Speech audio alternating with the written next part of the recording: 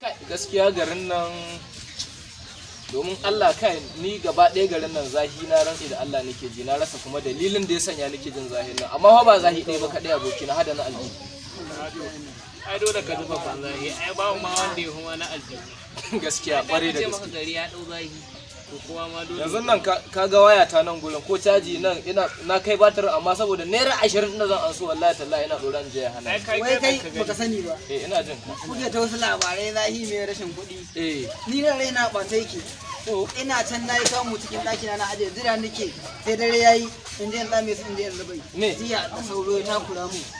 Ina kwance kuka yake. Kuka yake. Shi sauran? Sauran nan ni za su kai ko 50,000 ne cikin ɗakin nan sun hana ni sakat. Jejen na fa nake gaya maka. Ajiya? Raina ya ɓaci. Ina tashi. Kawai dama akwai wasu makamai cikin ɗakin da na tashi dai. Na tashi. Gabaki ɗaya sauran nan ne wata jiniya. Na kama su gabaki ɗaya. Ran suka kula dai da gaske nake yana ce ku yi liddown cikin ɗaki. Yanzu suke liddown. Akwai wata tsabga. Ka san tsabgar nan ne ta raƙuma da ko? Tsabgar dole na ke. Dole nan.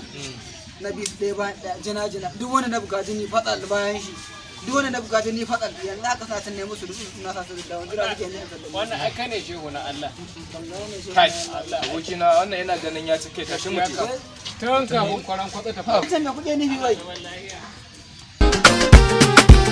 mai nema zai samu an sallo mai jibar shi kaga gidan su Shafi'u Faisal aboki na.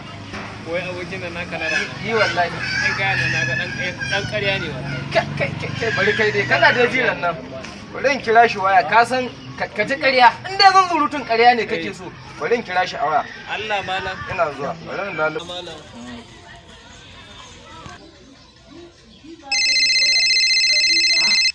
Waya kuma ya kira ni. Abokina ne kenan. Hello abokina akai.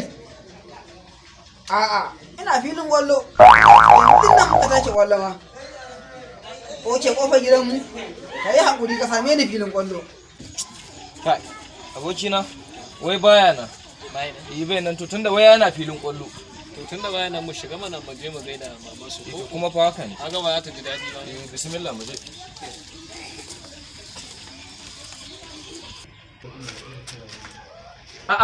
Ka ce mana kana filin kwallo kuma ya kai maka ganka a gida.